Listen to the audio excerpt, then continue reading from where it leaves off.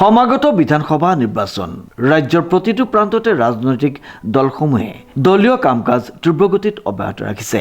মৰিয়নি সমষ্টিৰ অন্তৰ্গত চিন্তামণিগড় গাঁও পঞ্চায়ততো অনুষ্ঠিত হৈছে বিজেপিৰ যোগদান সভা। উক্ত অঞ্চলৰ বলিষ্ঠ নেতা একালৰ সদৌ অসম ছাত্ৰ সন্থাৰ কেন্দ্ৰীয় কাৰ্যনিৰ্বাহক সদস্য তথা জিলা আছুৰ উপদেষ্টা জিতু নেওগসহ কেইবাগৰাকীও বিশিষ্ট ব্যক্তিৰ লগতে প্ৰায় শতাধিক ৰাইজে বিজেপি দলত যোগদান কৰে।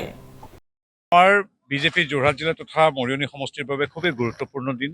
আজি কেইবা শতাধিক আমাৰ নেতৃস্থানীয় ব্যক্তিয়ে ভাৰতীয় জনতা পাৰ্টীৰ নীতি আদৰ্শ নৰেন্দ্ৰ মোদী ডাঙৰীয়া তথা ডক্টৰ হিমন্ত বিশ্ব শৰ্মাদেৱৰ কাৰ্যপন্থাৰ প্ৰতি সমৰ্থন জনাই ৰূপজ্যোতি কুৰ্মী তথা আমাৰ সামগ্ৰিকভাৱে বিজেপিৰ হাত শক্তিশালী কৰিবৰ বাবে ইয়াত বহু শতাধিক শীৰ্ষস্থানীয় নেতৃবৃন্দ আৰু সমাজৰ বিভিন্ন ক্ষেত্ৰৰ লগত জড়িত ব্যক্তিয়ে আজি বিজেপিত যোগদান কৰিছে।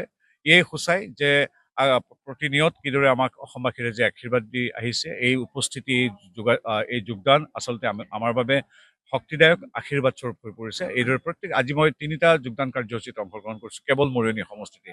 এই সহস্ৰাধিক লোক আহিছে আজি এখন সুৰক্ষিত অসমৰ বাবে, বিকশিত অসমৰ বাবে। ছাত্ৰ সন্থাৰ প্ৰাক্তন কেন্দ্ৰীয় নেতা শ্ৰীযুত মেচ ডাঙৰীয়াৰ পৰা আদি কৰি বিভিন্ন ক্ষেত্ৰৰ লগত জড়িত আমাৰ আমি জানে যে এই অঞ্চলটো চিন্তামণিগড় অঞ্চলটো বিভিন্ন জাতি জনগোষ্ঠীৰে ভৰপূৰ। আমাৰ জিতু নেওগকে আদি কৰি আমাৰ যিসকল নেতৃস্থানীয় লোক আহিছে তেওঁলোকৰ লগতো বহু লোক পৰৱৰ্তী সময়ত আমাৰ এনেকৈ বিভিন্ন গাঁৱত আমি অন্যান্য যোগদান কাৰ্যসূচীত তেওঁলোককো সামৰি ল'ম। আৰু আচলতে অখিল গগৈয়ে সদায় বিতৰ্কিত এটা বাক্য কৈ দিয়ে, অশ্লীল কথা এটা কৈ দিয়ে, অৰ্থহীন কথা এটা কৈ দিয়ে। তাৰপিছত আমাক যেতিয়া সন্মানীয় সংবাদ মাধ্যম বা যিকোনো মানুহে কিবা এটা কথা সোধে উত্তৰ দিবলগীয়া হয়, অখিলে সেইটোৱে বিচাৰি থাকে যে মোৰ বিষয়ে চৰ্চা হওক। অখিল গগৈয়ে মানে উদ্ভণ্ডলি কৰিলেও বা লজ্জাজনক কাম কৰিলেও তেওঁ একো আহে নাযায়, কাৰণ তেওঁ খালি বিচাৰে যে মোৰ কথা চৰ্চা হৈ থাকক। ৰজা প্ৰজাৰ সেইটো কথা ৰাইজে ক'ব, আৰু তেওঁৰ যদি কিবা শাৰীৰিক মানসিক কিবা যদি গা বেয়া হৈছে মই তেওঁৰ বৰ্তমান ৰাজ্যৰ দ্ৰুত উন্নয়নৰ তথা যোগ্যতাৰ ভিত্তিত চাকৰি প্ৰদানকে ধৰি বিশেষকৈ সমষ্টিৰ বিধায়ক ৰূপজ্যোতি কুৰ্মীৰ কাম কাজৰ প্ৰতি আকৃষ্ট হৈ এইদৰে বিভিন্ন দল সংগঠনৰ নেতৃস্থানীয় ব্যক্তিয়ে বিজেপি দলত যোগদান কৰে বুলি মন্তব্য জিতু নেওগৰ।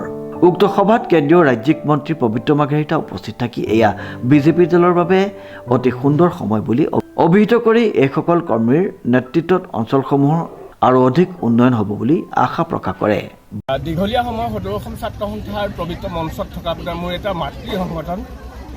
এই সংগঠনত নিষ্ঠা আৰু সততাৰে কাম কৰাৰ পাছত বৰ্তমান চৰকাৰৰ যিটো উন্নয়নমুখী ধাৰা আৰু প্ৰধানকৈ যিসকল মানে নিযুক্তিপ্ৰাপ্তে প্ৰায় 1,40,000 যুৱক যুৱতীৰ যিটো নিকা নিযুক্তি হ'ল, এটকা পইচা নিদিয়াকৈ যি নিযুক্তি হৈছিল, সেই নিযুক্তি বা অন্যান্য গোটেই পৰিৱেশটো চৰকাৰখনে যি ব্যৱস্থাৰে কাম কৰি আছে সেই কামৰ প্ৰতি আকৃষ্ট হৈ আৰু মাননীয় মুখ্যমন্ত্ৰীগৰাকীৰ যিটো বলিষ্ঠ নেতৃত্ব আৰু আমাৰ মৰিয়নি সমষ্টিৰ সন্মানীয় বিধায়কগৰাকীয়ে উন্নয়নৰ যিটো ধাৰা বুৰাই নিছে সেই ধাৰাৰ প্ৰতি আকৃষ্ট হৈ সদৌ অসম ছাত্ৰ সন্থাত মই থাকোঁতে যেনেদৰে এই সমস্যা সমাধান কৰিবৰ কাৰণে চেষ্টা কৰিছিলোঁ, মই ভাবিছিলোঁ বিজেপি দলত যোগদান কৰি মই এই ৰাইজৰ যিখিনি সমস্যা আছে সেই সমস্যাখিনি সমাধান কৰিবৰ কাৰণে আৰু এজন বলিষ্ঠ নেতৃত্ব মৰিয়নি সমষ্টিৰ বিধায়কগৰাকী আছে, সেই বিধায়কগৰাকীৰ নেতৃত্বত মই এই সমস্যাকেইটা সমাধান কৰিব পাৰিম বুলি মই বিশ্বাস কৰি আজি মই